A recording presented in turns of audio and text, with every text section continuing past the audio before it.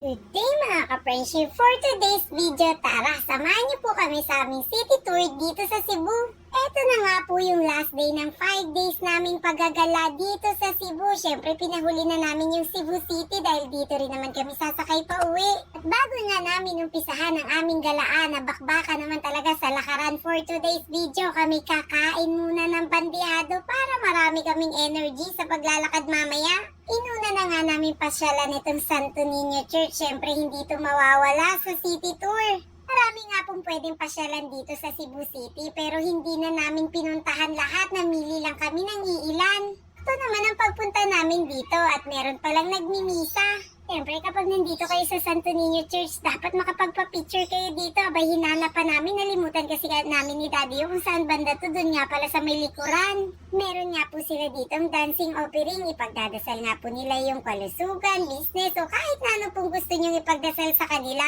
Yung kandila lang naman po ang babayaran nyo for donation. Tinapos nga lang po namin yung misa dito at hindi na rin po kami nagtagal dahil sobrang init po talaga ngayon. Para kahit papano marami-rami rin naman tayong mapupuntahan. Ang sinunod na nga namin puntahan ay dito sa Temple of Lea.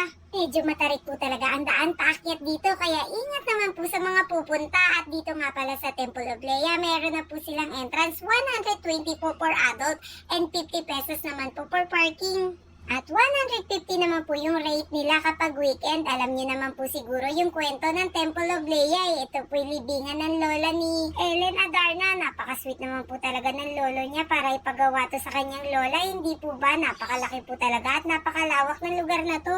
Marami rin po kayong makikita mga collection sa loob nito. Mga collection na kinahiligan ng lola ni Ellen Adarna. Medyo may karamihan nga ang tao ng pagpunta namin dito. Abay, peak season nga naman. Next na nga namin pinuntahan ay itong Sirao Garden. Unahan lang din po to ng Temple of Lea. Sa loob nga po'y bawal magdala ng inumin at ng mga pagkain. Iniiwasan lang din po nila ang magkalat nga naman sa loob. Kaya bago kayo pumasok, uminom na po kayo ng maraming tubig. Lalo na ngayon na napakainit naman talaga. Pero no worries naman po, marami naman po kayong masisilungan sa loob. Magsasawa ka naman talaga kakakuha ng mga videos at mga pictures dito. Dahil yun lang po talaga ang gagawin nyo dito. Marami naman po kayo talagang makukuha mga picture na magagandang angulo dito. Kami nga lang po ata yung magulo dito, charis. Pero syempre, buwis buhay naman talaga. Ang dali-daling umakyat. Pero ang hirap ng bumaba. O diba, ang daming akyatan ng mga pagpicture dito. Pero syempre, hindi tayo magpapakabog sa mga aurahan dito. Abay, sayang nga naman ang ipinunta. Kaya kahit sobrang init, ang hirap naman mag-iinakyat baba sa mga ganitong lugar. Ay siya, sige pa rin Mama Yos, kaya mo yan. Ginusto mo yan ay, kaya huwag kang magreklamo. Syempre, happy pa rin. Kahit sobrang init nga naman dito, marami po kayong pwedeng masilungan. O nakita nyo naman dahil marami po talagang kahalamanan dyan sa lugar na to.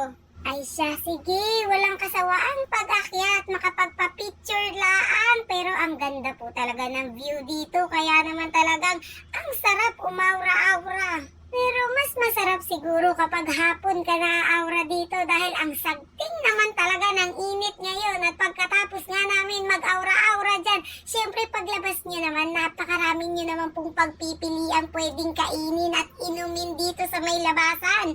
Kaya don't you worry po kahit wala kayong baon, ang sasarap naman talaga ng mga luto nila.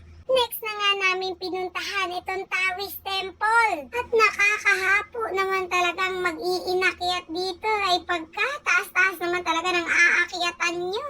Siyempre kapag nandito tayo, iwasan na lang po natin ang mag-ingay. Respeto na lang po talaga sa lugar nila. Kaya tayo mag-picture-picture lang po ng tahimik dito, okay? At ito na nga ang last namin pinuntahan at pagora na nga po ang lahat. Marami pa naman pong pwedeng puntahan pero hindi na nga namin pinuntahan.